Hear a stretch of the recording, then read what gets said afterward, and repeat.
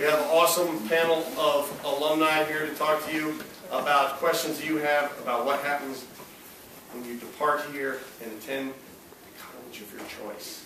All right, so one of the things they're going to be talking, actually, one of our panel members, Miss Lily Withers, is actually done with the college of her choice and is now entering the working world. Fortunately, for me, it's going to be here. So that's going to help us out a lot. So welcome back. What I'm going to ask them to do is stand up and introduce themselves, tell you what year they graduated, how long you went to school here. So like, you know, lifer or whatever. So go ahead. And what school they are. And what college you are currently attending or just graduated from, and your path through that, because I know you did a little shift. All right. We have to stand up. Yes, please. I'm Lily. I graduated in 2008, and I went to Colby College. And then after my sophomore year, I transferred to Elon, which is in North Carolina. So I went there for 3.5 years and graduated a semester early. And I'm Courtney Lewis. I go to Emory Henry, and I graduated in 2011.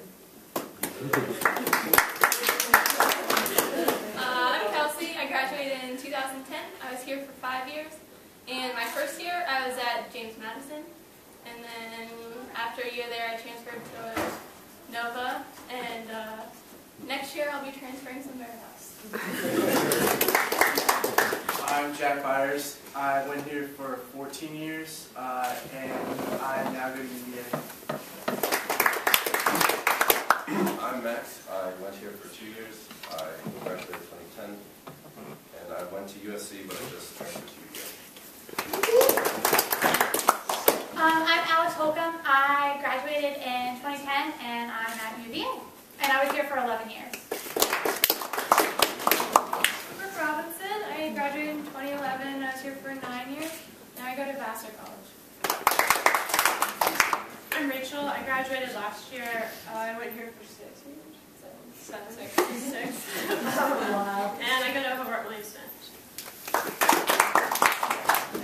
All right, so the point of them being here today is that a lot of you guys I know, for example, went on a summer trip this year and we visited Vanderbilt College, and some of the people I was with were overwhelmed by the size of that, and some of it, you know, being, you know, just questions like that, like how many people go to your school, what do you find it like, what's your favorite thing, worst thing, hardest thing, questions of that nature.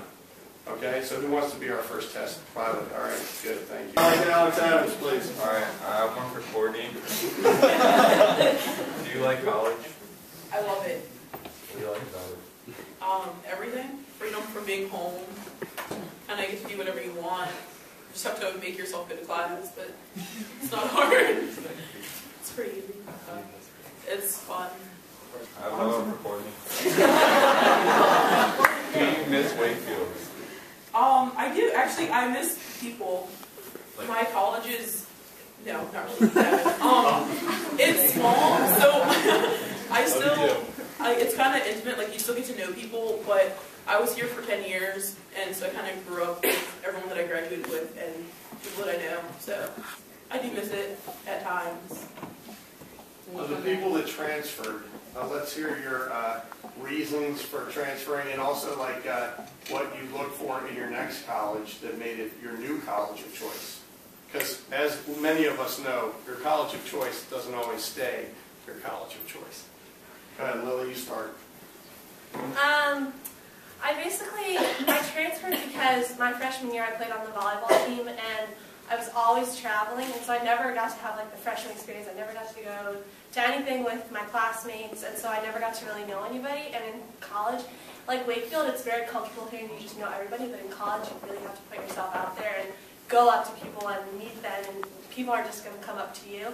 And I did not take advantage of that, and so I really didn't get to know a lot of people. And the first school I went to was in Maine, so it was really far away, and I got really homesick. So I decided at the end of my sophomore year to transfer, and Elon was the only school that still had rowing admission in June. So instead of taking a semester off, I just wanted to kind of get school out of the way. And so it was kind of my only option at that point. And I definitely, if I could go back and do it again, I would, and try some things differently. But I would definitely say when you go your freshman year, really take advantage of everything that they have, because or else you'll kind of like be stuck like I was, and I felt like I had nowhere to go. So really put yourself out there and kind of take advantage of whatever they have for you. Kelsey, you're a switcher. You're going to be a double switcher because you didn't stop going to school. You just stopped going to one school and didn't know where you wanted to go next. Yeah. All right. I didn't know where I wanted to go originally. I applied to like 10, 11 schools, and I got into a lot of them, and I had no idea where I wanted to go, so I kind of just picked James Madison because it was close to home. It was in state, so it was cheaper, and then I absolutely hated it there. It was way too big for me. I really liked the small classroom thing because that's what I'm used to. That's what we had here. And one of my classes had like 300 kids in it. You weren't allowed to raise your hand, and I don't know. I don't learn very well like that. I had to ask questions if I'm confused. So then I stuck it out a whole year and then decided I wanted to transfer. I applied to a couple schools and then just decided I wasn't sure what I was going to do or where I really wanted to go, so I just decided to go to Nova, and I'm going to be doing nursing now. So. Will you get out of Nova with an associate's degree? Yeah, I actually get my associate's degree at the end of this coming semester, and then I'm just taking nursing prerequisites for the fall. Cool. And where are you going to apply for nursing, do you know? I'm going to look at Georgetown, probably UVA, George Mason. I think I'm going to end up staying in state. Max, you changed from USC, which a lot of people would say, what are you doing? Yeah. Me being one of them, what are you doing? So tell us, what are you doing? Yeah, okay. Well, I went to USC because I really like the idea of a communications major, and they have a communications school that's really famous there called Annenberg. And yeah, after like 2 weeks, I didn't like communication anymore. Or after like finding out what communication actually is. Yeah, so That wasn't clearly communicated. And yeah, so it took me a semester to figure out what I wanted to do. I'm going into psychology now, and looking at just the balance sheet, considering the fact that UVA and USC have pretty much equal psychology departments. I mean, it just kind of made sense to go back, and it's also, it's very far away, and it's easy to think you're just going to go live on the other side of the country, but it's not the easiest thing in the world. But yeah. And you grew up internationally, correct? Yes. So you know about living in different places. And everybody else is a sticker. So I want to check in. We got various size schools. So I'd say UVA would be among the larger schools, and then the smaller schools, Vassar, which has a lovely campus, by the way. I've questioned you turned it at Vassar several times. I used to come in. It looks like a castle. It's gorgeous. And I have not had the pleasure of visiting Lake Seneca and the surrounding area. So I want to hear from the small school people first and hear what you enjoyed. And if you guys come up with questions for those people, raise your hand. Got it? Yeah. All right, so let's start down there. Go ahead, Cole. Tell me a story. I don't have any. I cannot imagine going to a large school at all. That's the reason I came to Wakefield Middle School, so I didn't even consider anything above 2,000 students when I was looking at colleges. And just a quick tip before I forget, do not go to class in sweatpants. Seriously. One of my professors, if you came to class in sweatpants, you would be ignored for the rest of the semester, and she would not allow you in her office hours because she considered it disrespectful to her as a professor. It's just... All right.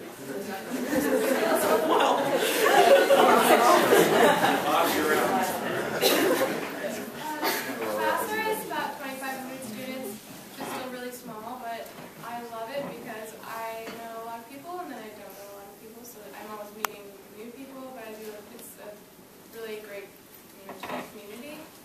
And also the classes are great sizes. The biggest class I had was 30 students, and it was an intro to psych class, which usually in this school, the bigger school would have hundreds of students. So that was great, and I got to participate in every class, and professors all knew my name. It was fantastic. But I think smaller schools are better. So Vassar is right here for Poughkeepsie, right? Or in Poughkeepsie. It's, yeah, right. And so Marist is up there, and Bard is up there, and what's the other schools right there? The Culinary Institute. Okay, so in that town, do you have like an outside of college social life, or is it just kids from Vassar? It's hard to get around. Okay. The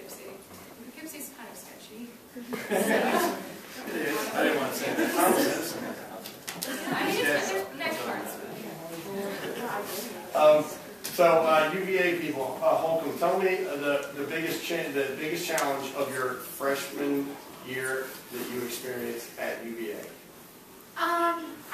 The biggest challenge was probably getting to know people. UVA is huge. I had a class of 500 people, so for me it was just like putting myself out there and trying a bunch of different things. It took me almost the whole first semester, but I ended up finding a group of friends that I really liked, and the classes got smaller now. Now that I'm in a major, I have 65 kids in my major. I'm going to have the same classes with them until I graduate. So it's like making it feel like a much smaller community now. UVA has some interesting traditions. Can you explain the no major until your second year? Isn't that what they call them, first year and second? First year, second year. Most people don't declare their major until the end of their second year, but in engineering, you declare it your first year. What are the traditions? They make you fish around a little bit before you decide. I filled out a doodle poll to declare my major, which was very convenient. All right, and Jack, tell us a little bit about your experience at the UVA. I love lots of people, so I like big classes, and I didn't like my smaller classes as much. It was much more competitive, but I did like the big classes at first were kind of scary. Like I had chemistry, and that for high school for me was very tough, but in college was like, I guess it was like, was that? I didn't take it. I AP'd out of it. I was smart. Oh, yeah, that's one thing. If you take AP courses, try so hard on those exams because they pay off in college. I didn't, and it was a bad mistake. I also, I don't know, I like to wear sweatpants, so I went to UVA so I can wear sweatpants in class. UVA has interesting dress. Yeah. They're either people in athletic clothes, like look like they just rolled out of bed, or look like they're going to the gym, and then there are the people that are super dressed up in sundresses, and there's not really an in between. I feel like. Yeah. I mean, there's always people that you can find who are like you, though, especially at a big school. That's one of the pluses for me. Did any of you take a class? Raise your hand if you took a class where they did not take attendance. And so they don't necessarily care / pay attention to it if you're there, right? So what was the flip side of that? If you don't go to class, you're gonna fail. You're not Well, what happens if you're failing and your effort report comes out and they find out you're failing? Oh wait, there is no effort report. They don't care if you fail. They just have other students waiting to come in, right? I just wanted to point that out because that's we have a lot of safety nets here, and they kind of disappear once you're out the door. All right, so questions? Yes. Consider the fact that these are 9th and 10th graders sitting here. If you can put yourself back to 9th or 10th grade, would you have done something different your junior and senior year to prepare you for college or to make choices for college? Because these guys aren't going to choose schools for another year or two, but what should they be thinking about? Do you know what I'm asking? So if you went back to 10th grade, would you have done anything different? Or what did you do at the end of your high school career that made you prepared for college or made you make a good choice? Or I think one thing you have to remember is that your grades do matter your freshman and sophomore year. I think when I was in high school, I just kind of slacked off the first couple years because I didn't think they mattered as much. But they do. It's a big part. It's your whole high school experience. So don't think that you can slack off at all. You have to work really hard all through high school. That's kind of the big things. I would also say schools love to see what you're involved in outside of the classroom, and I think it looks bad if you're just involved your senior year because then that's when you're thinking about college. So really get involved now because then they see that you're consistently involved with clubs and whatever else here, and even outside of Wakefield. And I think that was really the consistency. Because if you just get involved the second half of your senior year, then they can see right through that. So definitely get involved now. Everybody else hit it right on the head, no mistakes, perfect. Enough Cole did. What she does. I mean, what are some aspects of Wakefield that sort of stand out as you look back? Right, you're in college now. You guys went to this place, the same school that these people are now attending. What can you tell them to sort of reassure them that what they're going through now, if they find it hellish and monstrous, that it's all worthwhile, and that in the end it pays off, so to speak? Or what can you tell them to kind of reassure them that, like, hey, look, I know you're concerned about A or B, and you should be, because we're really struggling in this area? Or what can, in other words, like, what can you tell these students about their school to kind of help them understand where the school is, what the school is preparing them for? All right, essay writing is like really great in Wakefield. I took a class called Writing 140, which everybody has to take at USC. And we had this, okay, on our first essay, I pretty much just applied what I had learned. It was what I had learned in Wakefield, especially like, senior thesis and stuff.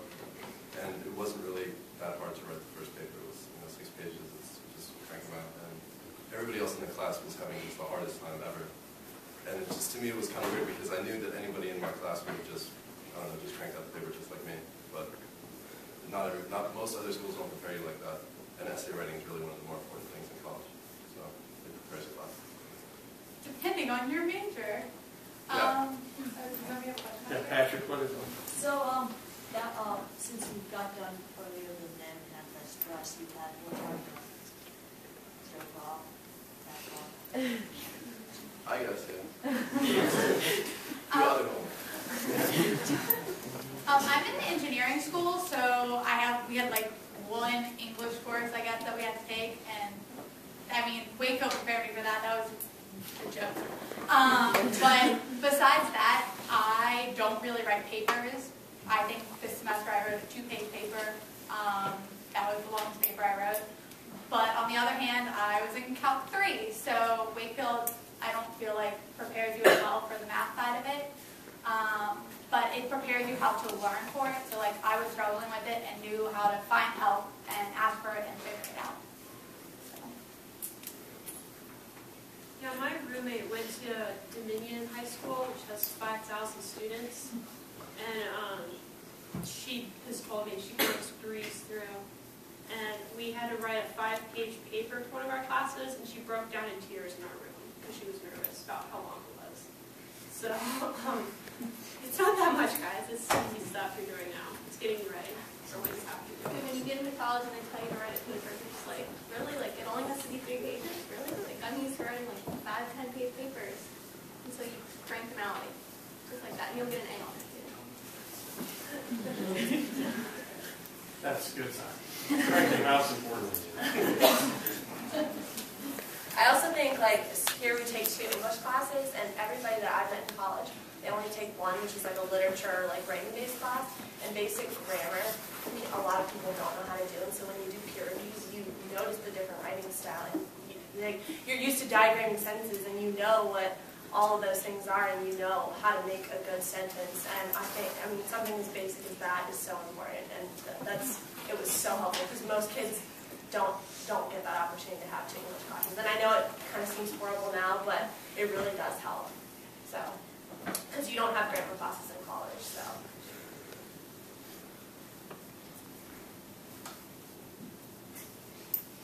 All right, who here has, I'm going to ask Calvin, then we can put you on the spot.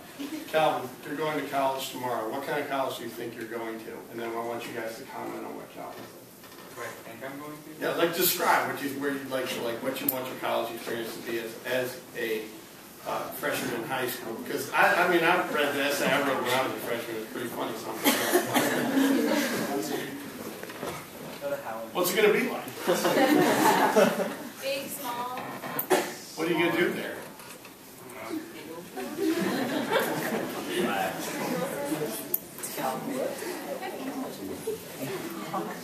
Well, I want to go to the Navy, so I don't know. Then why do you want to go Navy? Obviously to be a naval officer, but what else?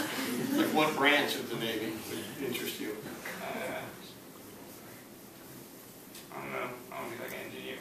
I think that would be cool. Nuclear engineer? They have really good programs.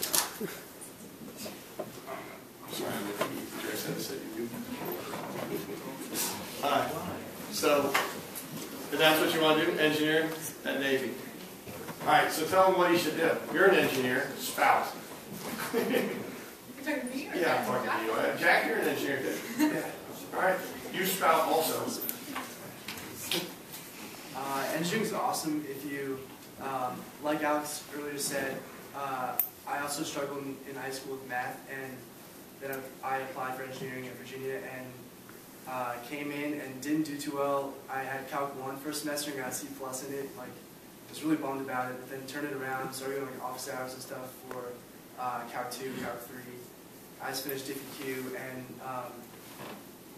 like, even though my math here didn't prepare me as well as it could have, Wakefield teaches you how to learn, and so like engineering is like definitely a possibility. You'll love it if you do it. My piece of advice is both Jack and I started over with Calc 1 in college, and that was the best decision I made. Calculus in high school and calculus in college was very, very different. Calculus in college is much, much harder. I thought I was good at math until I went to college. And all my friends who took Calc 2 the first semester eventually failed it. So definitely start at the beginning. So that wasn't expressly a Wakefield experience then? Because you No. have other friends, don't you? Yeah, I have other friends. Yeah, I mean, calculus, Calc 2, any calculus is hard, but I don't know. Some people, I am friends with a few kids from PJ and went straight into Calc 3.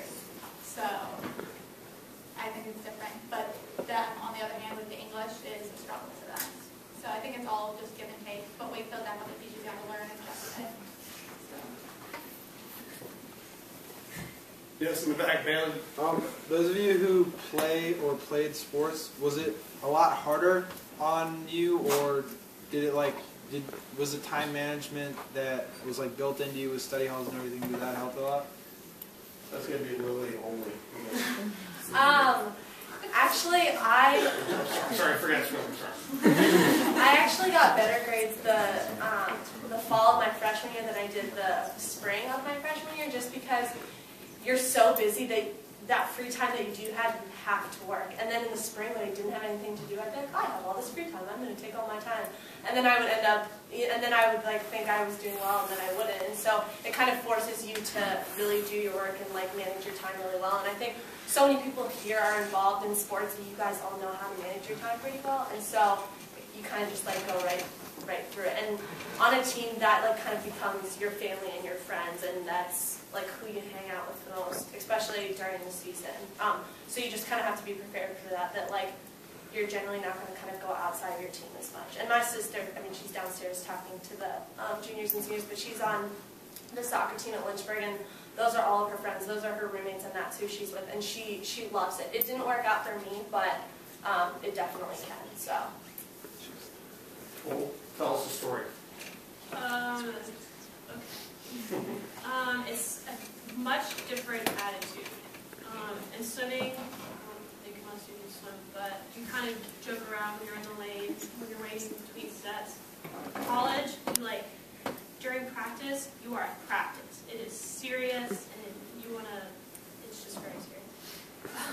But after, when you get out of the pool, it's like, there are a few people on campus that can truly get you, because they know you're on the same schedule as them. Although I am in the same classes as a lot of the girls on the swim team. So we do study sessions together and that kind of stuff. So my school doesn't have a Greek life, but I guess you could kind of compare it to something like that, a sorority or something, being on a team, because those are the people you hang out with all the time. And they're like your family. The rest of you that I know, I mean, we have a lot of athletes up here. When you went to college, did you stop playing, or did you shift, or what did you do? Did you do something different? I didn't do anything. I stopped. I went to the gym every day my first year. This past semester, every day. Again, same thing. There's always pick-up soccer games, basketball games, whatever you want. We just indulge. Yeah, you can. I mean, if you want to, you can just go to the gym. There's always plenty of sport you want. But yeah.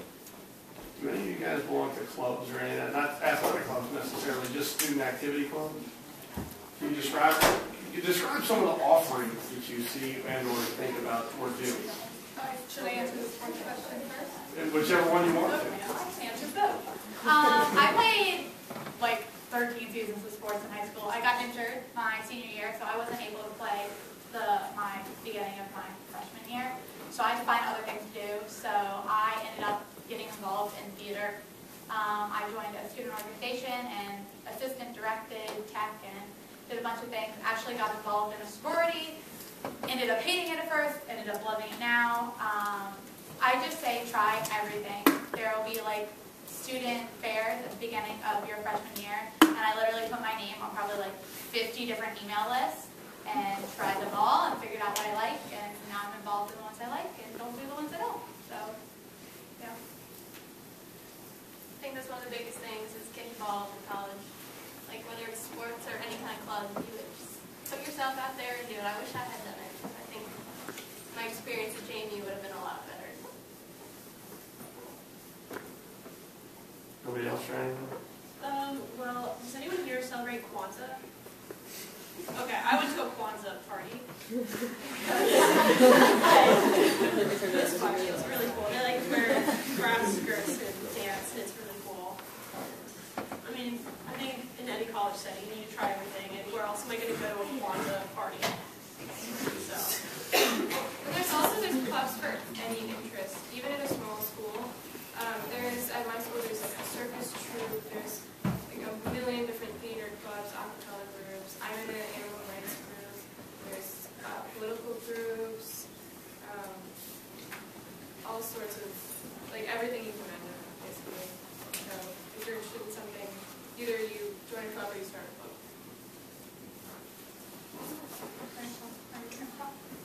Alright, talk about my club.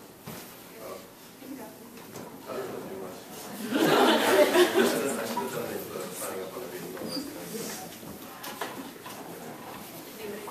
Do you guys have student unions at your school? Can you describe what that is for these guys? Because they don't have one. We talked about like the Student center, the building. Oh, okay. What it has, what it's for. Mine had like everything. The bookstore, the mail room. They had a pub, a cafe, pretty much everything you could think of. And we had a organization called Sub, and at Colby it was called something different. And they basically organized any event you can think of, like famous bands come, like we had Guster and Super Mash Bros, and like all those things. And that's kind of where all those events are held. Really anything you can think of. So that's kind of like the place where you meet up or hang out. And, really anything you want to do, you can do there. I mean, I'm sure it's different in every school, but kind of concept is the same. Okay, ours is kind of small. I mean, we have a basketball court on the second floor with like our student government offices and stuff. We have, it's called the Hut, which is just like another place to go eat if you really don't want to go to the cafe and eat. Mail room, there's a room for ping pong and pool, and that's pretty much it. And then there's a big TV, so people, I guess you can rent a Wii or whatever for however long you want, play the Wii or the Xbox, or just watch TV and do homework. Anybody looking forward to a class that they're going to sign up for next semester? Like an exploit. Anybody, you guys like, I'm trying to think, if most of you guys are probably young to get into the pretty much all elective period of your college I've taken days. all my electives. I'm not in my electives. We get electives? You did an inverse. Yeah, kind of. Because I didn't know what I was going to do, so I ended up just taking a bunch of classes. Of all the classes you've taken, which ones do you think are the best ones? Like, and why? Like, because I know it's hard. A lot of times, especially ninth graders, they can't really get that pumped about school. It's like, and then I guess it's a big separation. Describe the difference in your day so these guys can hear about that. Because they're used to going like, block periods, rotation, lunch, go to practice. So when's your day start, Max? You don't do anything. Well, it depends on when my first class is. It's like 15 minutes before first class. Hopefully it's afternoon. Yeah, you have a class and then usually have just a break and maybe you have another class after that. Maybe lunch in there somewhere. And yeah, I mean it's a lot less like rigid and regimental in high school. It's really up to you to like fill the time with homework. You do have to work more outside of the classroom than you do in high school, I think. Because like you don't have to, like if you don't, it's fine, but it just eventually the whole house of cards crumbles. Yeah. And it's not good when that happens. But yeah, you usually have like one class that you're excited about, and the rest are just kind of like the ones that you think about the other class. Yeah, you were talking about the fact that we're pretty structured here, and these guys have, they've got a study hall, they've got tutorial, there are times when they have to do work. In class, the teacher makes them sit and do, work for a period of time. How have you found works best to manage your study time? You've talked about study groups and professors' office hours. Did it take you a while to figure out how to manage your time and to get your studying done, and what the best way was for you, and what did you find that worked? Because nobody's going to make you sit down and spend an hour doing your homework. I found that it's good to have a place where you go to study. So people go to the library and stuff, but like if you use your desk to, I don't know, like play video games or something, you can't then just go and switch and study at that desk. I don't know, for me at least it doesn't work that way. You have to find like a place where if I'm going to this place, I'm going to study for an hour, I'm going to study for 2 hours, and then just always do that when you go to that place, like the library or some table in your building or something. That's important. But you kind of segment your different parts of your life, different tables, I think. Yeah, I definitely recommend using the library. It's quiet, not so many distractions. How many libraries are at UVA? 15, 14. A lot. So you got a big witch library. Yeah. I mean, they're probably three. Do they have a graduate school library and an undergraduate library? There are libraries everywhere. They randomly pop up places. The law school is the nicest one. Big mothership. Approximately how many hours would you say you spend a week? Just all of you to answer this. I know it varies from week to week, but just in terms of on reading or attending office hours or studying for tests. I mean, is it 2 hours a day? Is it 20 hours a week? I mean, outside of class, how many hours are you spending on sort of homework or projects or papers? For me, it got fairly consistent because I had problem sets to do at the same time every week.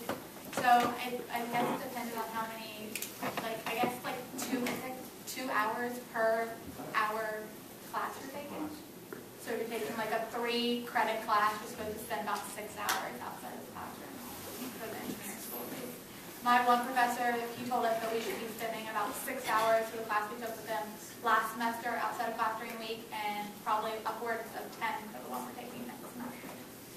So It also just kind of depends on your class schedule. Like, I've never had Friday classes, and so 2 days a week I would have 3 classes. So obviously, the days that you had your Tuesday, Thursday class, you're going to have more homework, but then on Monday, Wednesday, I would only have 1 class, so I wouldn't have a lot of homework for it. So it just, some days you might be more overloaded, but it definitely balances out. And if you don't have classes on Fridays, then you can have that whole day free, or you can use it to do homework. So I think it but I would say 2 hours a day consistently, and then weekends is definitely a good time to get ahead on the week's work. So. Well, I guess I use my time a lot more wisely. I like my sleep, so in between classes I would take naps. But I mean, I would try at least after my last class, maybe 2 hours. Some friends and I, even if we weren't in the same class, just kind of sit down. We're going to study for an hour, hour and a half, whatever. And on the weekends, because I'm not a big partier or anything like that, so I think Sundays were my big days for doing homework. Just kind of sit down, do laundry, get it done, start studying for stuff, and then as the week would go on, it's not a good thing to do. I would start doing homework kind of before the class or something like that, or at lunch. But Yeah, I'd advise studying a lot more than that. Did any of you take a class where there was one single major assignment for your entire grade? You had to work on that kind of along the way. I think once you have senior thesis, you'll kind of get a taste of that. And I had my senior seminar this past semester, and it was kind of, you just had to do little assignments all along the way, and you had to do them yourself. Like our professor wasn't there telling us you had to do it. And it's kind of like what Mr. Zonti does is he'll coach you, but you have to kind of set your own dates. And so having that one big assignment, you realize that your whole grade is kind of riding on that. So it's really about time management. But when you get to senior thesis, you'll kind of get good practice, and it will really help. So. Any questions before we call it a day? I'd like to thank everybody. Thank you for coming out.